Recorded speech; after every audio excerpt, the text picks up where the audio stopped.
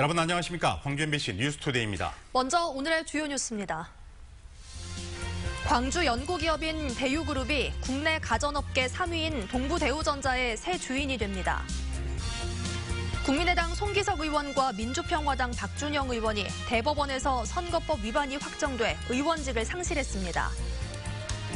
두 의원의 지역구에서는 오는 6월 13일 지방선거와 동시에 국회의원 재선거도 치러집니다. 누가 뛰고 있는지 살펴봅니다. 국방부 5.18 특별조사위원회가 80년 5.18 당시 미군 움직임과 관련해 미국 측에 자료를 요청했습니다. 국내 자료는 의도적으로 왜곡돼 입증의 한계를 드러냈기 때문입니다.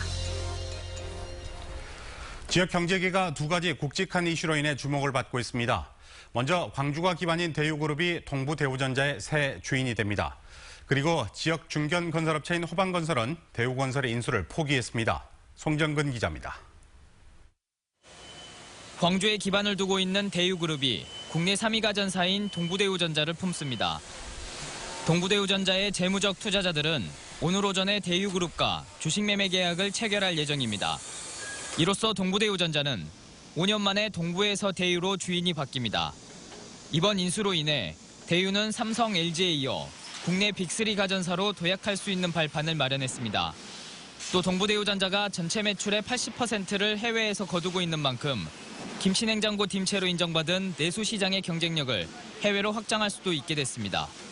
또 광주가 주력 생산기지인 대유와 동부대우전자가 유기적으로 화합할 경우 지역경제 활성화도 예상됩니다.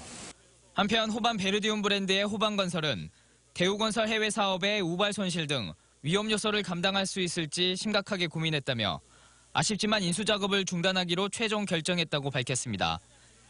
대우건설이 모로코 해외 현장에서 문제가 생겨 지난해 4분기에 3천억 원의 잠재적 손실이 난 게 인수 포기의 결정적 요인으로 작용한 겁니다. MBC 뉴스 송정근입니다. 드디어 추위가 한 걸음 물러난 듯합니다. 아침부터 볼에 닿는 공기가 한결 부드러워졌는데요. 오늘 광주가 영하 2도로 어제보다 5도가량 높게 출발했고 낮 기온 9도까지 오르면서 평년 기온 웃돌겠습니다.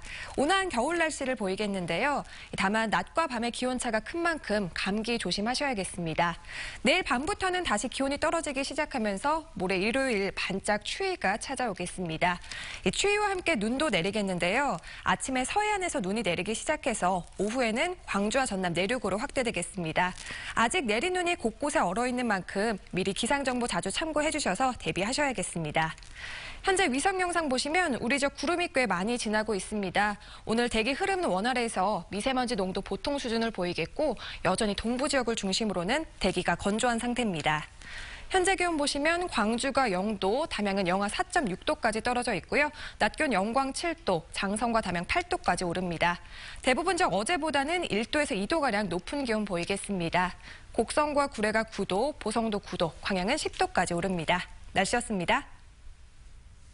국민의당 송기석 의원과 민주평화당 박준영 의원이 의원직을 상실했습니다. 회계 책임자와 본인의 불법 선거운동 혐의가 어제 대법원에서 최종 확정됐습니다. 김철원 기자가 보도합니다. 민주평화당 박준영 의원이 의원직을 잃었습니다. 수억 원의 공천 헌금을 받은 혐의로 1, 2심에서 징역 2년 6월을 선고한 원심을 대법원이 최종 확정한 것입니다. 2016년 4.13 총선을 앞두고 비례대표 공천을 대가로 3억 5천만 원을 받은 혐의가 인정됐습니다. 국회의원 불체포 특권에 따라 불구속 상태로 재판을 받아오던 박 의원은 의원직 상실이 확정됨에 따라 교도소에 수감됩니다. 송기석 의원은 자신의 선거에서 회계 업무를 맡은 담당자의 유죄가 확정돼 의원직을 잃었습니다. 송기석 의원의 회계 책임자 임모 씨는 지난 총선 때 문자메시지 발송과 여론조사 비용 2,500여만 원을 누락한 혐의로 기소돼 1, 2심에서 징역 8호를 선고받았는데 대법원에서 최종 확정됐습니다. 본인이 아니더라도 선거 회계 책임자가 300만 원 이상의 형이 확정되면 의원직을 박탈한다는 선거법에 따라 송 의원은 의원직을 잃었습니다. 이렇게 되면서 국민의당과 민주평화당은 지역구 의석수가 각각 한 석씩 줄어들게 됐고 지난 2016년 총선 때 일어난 불법 선거운동으로 당선이 무효가 됨에 따라 광주 서구갑과 영암, 무안, 신안 등 2개 선거구에서는 오는 6.13 지방선거 때 국회의원 재선거도 함께 치러지게 됐습니다. MBC 뉴스 김철원입니다. 네, 이처럼 두 국회의원의 의원직 상실로 생긴 빈자리를 차지하기 위한 후보군들의 경쟁도 벌써 시작됐습니다. 누가 선거를 준비하고 있는지 정용욱 기자가 전해드립니다. 재선거가 확정된 선거구에서는 이미 선거전이 시작됐습니다. 누가 뛰고 있는지 광주 서구갑부터 한번 볼까요? 민주당에선 박혜자 전 국회의원과 송갑석 광주학교 교장이 리턴 매치를 준비하고 있습니다. 2년 전 민주당 경선에선 송갑석 교장이 간발의 차이로 이겼는데요. 이번에는 누가 후보 자리를 차지할지 지켜보는 것도 흥미로울 것 같습니다.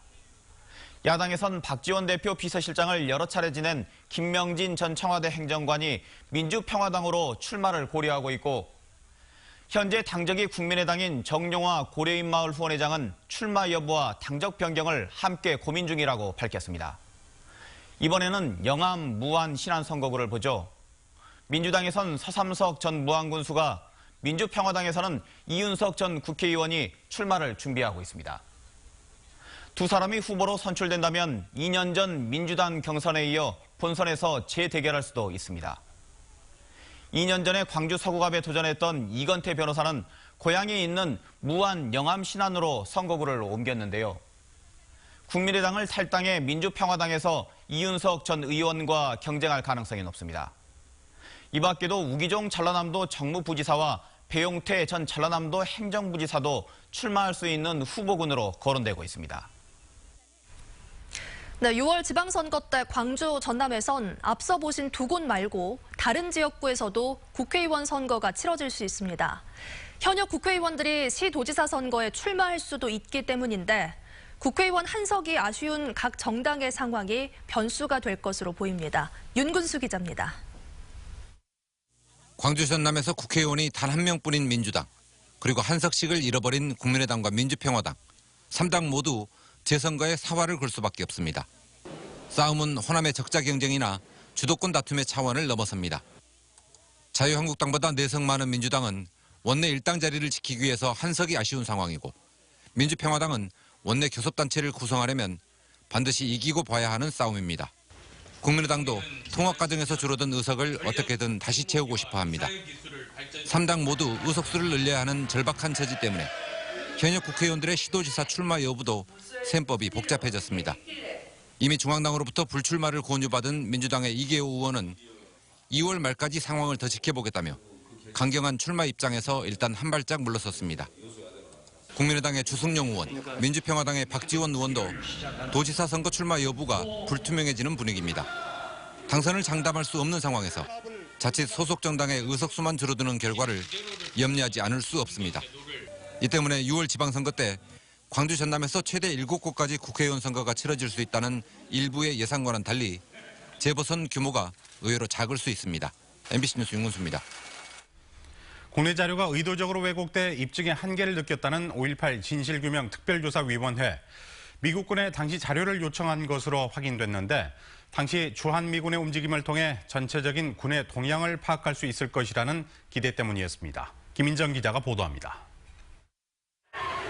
전남도청 앞에서 수백 명의 사상자가 난 1980년 5월 21일로부터 채 40시간도 지나지 않아 미국 백악관에서 지상군을 포함한 미군의 한반도 증파 비상계획이 구체적으로 거론됐음을 입증하는 메모. 지난해 미국에서 취재진이 37년 만에 확보한 자료로 5.18에서 미국의 역할을 보여주는 자료입니다.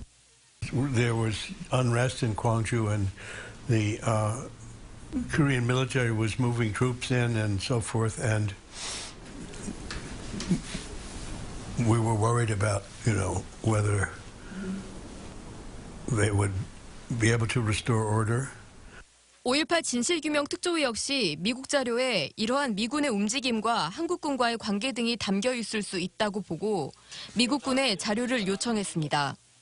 국방부가 제공한 문서를 분석한 결과 많은 자료들이 의도적으로 왜곡돼 입증의 한계를 느꼈기 때문입니다. 80위원회와 5.11 연구위원회, 5.11 분석반 등에 의해서 5.18 민주화운동과 관련된 군 자료들이 멸시되거나 왜곡되었음을 확인하였습니다.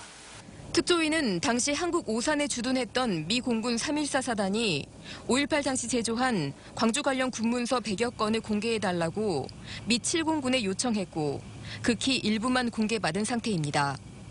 특조위는 한국에 주둔했던 미 공군의 움직임을 통해 전체적인 군 움직임을 파악할 수 있을 거라는 기대를 품고 있습니다. 실제로 5.18의 의혹 중 하나인 계엄군이 전투기로 광주를 폭격하려 했다는 주장 역시 광주 공군기지에 있던 주한미군 소속 하사에게 미국인 목사가 전해 듣고 증언한 내용입니다. MBC 뉴스 김인정입니다. 전두환 씨의 회고록 내용 가운데 고 조비오 신부에 대한 사자 명예훼손 고소 사건을 조사 중인 광주지검이 헬기 사격을 공식 인정한 5.18 특별조사위원회 결과를 참고하겠다고 밝혔습니다. 조 신부는 지난 1988년 국회 청문회에서 1980년 5월 21일 헬기 사격을 목격했다고 증언했는데 전 씨는 회고록 안에서 조 신부를 가면을 쓴 사탄으로 표현해 유족과 우월단체에 고소당한 바 있습니다. 검찰은 전 씨가 조 신부에 대한 허위 사실을 고의로 회고록에 담았는지에 수사 초점을 맞추고 있다고 밝혔습니다. 권성동 법사위원장의 사퇴를 둘러싼 여야 간의 공방으로 5.18 진상규명특별법의 2월 국회 통과가 불투명해졌습니다. 국회 국방위원회는 당초 어제 법안심사소위원회를 열어 5.18 특별법안을 심사할 예정이었지만 자유한국당이 모든 상임위원회를 보이콧하면서 회의 일정이 무기한 연기됐습니다. 이에 따라 국방위원회 전체 회의 일정도 미뤄졌고 권성동 위원장의 사퇴 문제로 법사위원회 파행을 계속하고 있어 2월 국회 통과 전망이 불투명해졌습니다. 광주은행 채용비리 의혹을 수사 중인 검찰이 광주은행 본점을 압수수색했습니다. 광주지방검찰청 수사관 10여 명은 어제 오전 9시부터 약 5시간에 걸쳐 광주은행 본점 인사부 등에서 인사 관련 서류를 확보했습니다. 또 친딸의 면접에 참여해 채용비리 의혹이 있는 전직 부행장 보의 주거지에 대해서도 관련 자료를 압수해 채용 과정에서 부당한 개입이 있었는지 검토 중인 것으로 알려졌습니다. 해당 부행장 보는 친딸의 면접위원으로 참여한 사실이 확인돼 전보된 뒤 퇴직했고 딸은 현재 지점에서 근무 중에 있습니다. 사건 의뢰인에게 불법 로비성 자금을 받은 혐의를 받고 있는 검사 출신 변호사가 재판에 넘겨졌습니다. 광주지방검찰청 특수부는 수임 사건 의뢰인에게 지난해 2차례 걸쳐 불법 로비성 자금 1억 원을 받아 변호사법을 위반한 혐의로 광주지검 검사 출신 변호사 A씨를 불구속 기소했습니다. 사무장 병원 운영 혐의로 기소된 사건 의뢰인은 실형을 선고받은 것으로 알려졌습니다.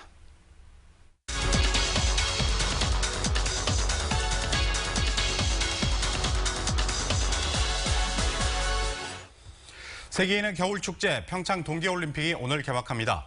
이번 올림픽은 특히 북측 선수단과 공연단이 참여해 평화올림픽으로 불리고 있습니다. 네, 광주에서도 북측 방문단을 환영하고 평화로운 올림픽을 희망하는 민관합동단체의 활동이 이어지고 있습니다. 광주 평화회의 공동대표 장원권 목사 모셨습니다. 안녕하십니까? 네, 반갑습니다. 네, 평창올림픽 평화개최와 북측 방문단 환영을 위한 광주평화회의, 줄여서 광주평화회의라고 하는데 어떤 단체인지 먼저 설명을 해주시죠. 그동안 우리 남북 관계가 굉장히 막힌 상황이었습니다.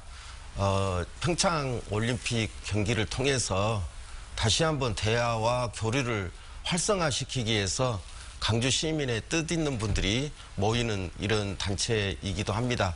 그런데 이제 관과 민이 함께하는 단체이기 때문에 좀 더 뜻이 있고 또 이번 일을 통해서 2019년도에 세계 수영 선수권 대회도 성공적으로 평화적으로 하기 위해서 하나의 범시민적인 조직으로 만들었습니다. 네, 그럼 광주 평화회의가 올림픽 기간 동안 어떤 활동을 하게 되나요?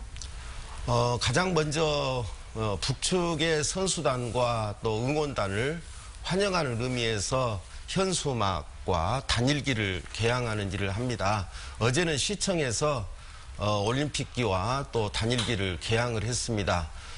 그리고 이제 토요일 날 내일은 민족 하회마당으로 강릉에 가서 또 응원을 하게 됩니다. 앞으로 강주의 5.18 선언 518인을 평화인을 모아서 이 선언을 계속해서 올림픽 경기가 끝나더라도 한반도 평화를 위해서 꾸준하게 활동을 할 것입니다. 네, 이 활동 의도나 의미는 굉장히 있어 보이는데요. 근데 광주가 평창올림픽과 직접적인 뭐 거리도 멀고요, 연관이 없어 보이는데 왜 이 일을 시작하게 되셨는지 말씀을 해주시죠. 우리 민족의 가장 모순이 분단이지 않습니까? 이 분단을 극복하기 위해서는 우리 모든 사람의 마음속에 평화가 심어져야 됩니다. 이런 평화로운 마음을 심기 위해서는 이 올림픽이라고 하는 것을 또 평창이라고 하는 걸 뛰어넘어서 하나의 어떤 그 통일의 담론을 담기 위해서 우리가 새로운 어떤 평화 과정을 성립해가는 과정 속에서 우리 시민들과 모든 국민들 마음속에 평화의 꽃을 심어야 되겠다.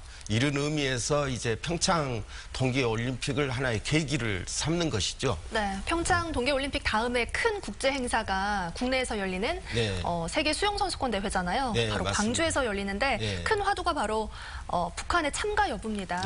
또 기대하고 계시겠죠? 예, 저는 낙관적으로 생각합니다. 이번에 평창 그 동계올림픽을 통해서 북측의 선수단과 응원단이 함께하는 것을 볼 때에 광주도 세계 수영 선수권 대회도 긍정적으로 보고 또 참여할 수 있겠다 이런 마음을 가지고 있습니다. 네, 그동안 보수 정권 동안 남북 교류가 좀 중단된 경우가 있었습니다. 이번 올림픽을 계기로 남북 교류와 관련해서 바라는 점이 있다면 어떤 점을 바라고 계십니까?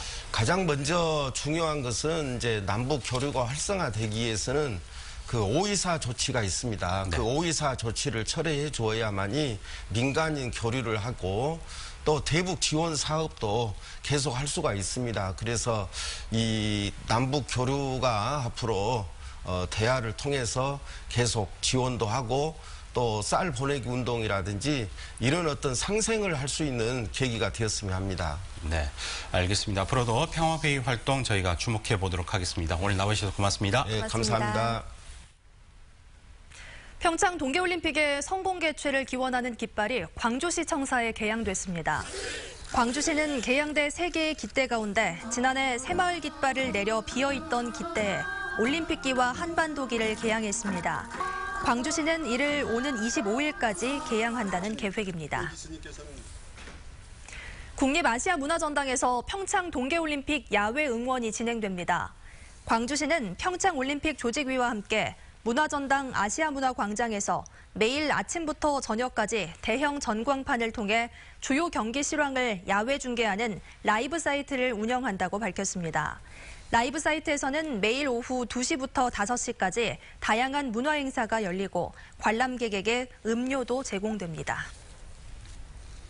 지난 1975년 신안 앞바다에서 무역선인 신안선이 발견됐는데 그동안 선체와 유물들이 따로 전시 보관되어 왔습니다. 국립중앙박물관에 있었던 신안 해저 유물들이 40여 년 만에 신안선이 있는 국립해양문화재연구소로 돌아왔습니다. 김양훈 기자가 전해드립니다. 1975년 8월 신안 증도 앞바다. 650여 년 동안 바닷속에 잠겨있던 보물선이 모습을 드러냈습니다. 9년 동안 수중 발굴을 통해 2만여 점이 넘는 귀중한 해저 유물도 발굴됐습니다.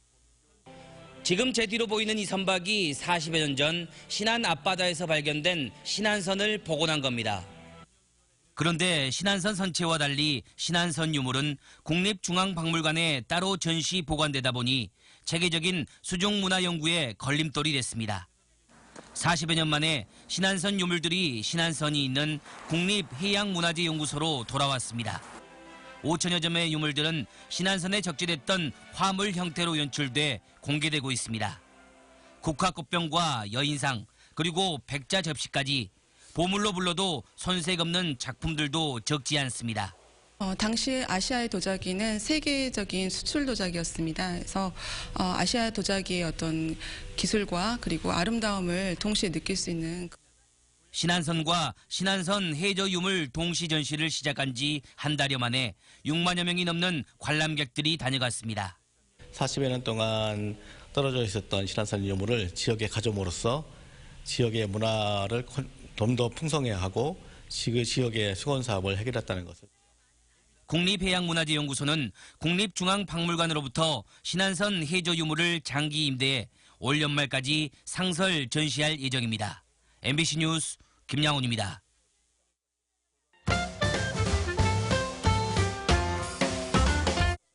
청년들에게 창업교육과 공간, 제작비 등을 집중 지원하는 청년 창업사관학교가 8기 신입생을 모집합니다.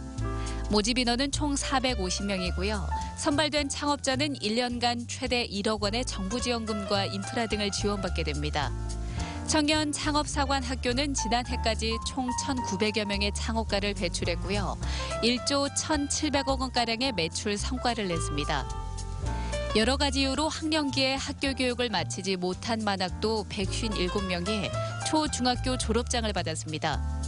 이번 졸업자에서는 60대가 가장 많았고 86세 심현심 씨가 최고령자였습니다. 졸업자들은 교육청에서 마련한 다음 단계 기관에 진학해서 배움을 이어가게 됩니다. 수안중학교 학생 50여 명이 참여한 시집 봉숭아가 발간됐습니다. 수안중학교에서는 2014년부터 전교생들에게 시를 공모해 한 편의 책으로 엮고 있는데요. 이번 시집에는 가족이나 공부, 학교 등 학생들의 일상이 담긴 시 56편이 실렸습니다. 개관 5주년을 맞은 국립광주과학관이 상설전시관을 새롭게 구성했습니다. 4차 산업혁명이 가져올 생활의 변화나 근대과학기술의 변천사를 살펴볼 수 있는 공간들이 마련됐는데요. 과학관 측은 기존의 교육 프로그램도 강화해 양질의 과학 콘텐츠를 시민들에게 제공한다고 밝혔습니다.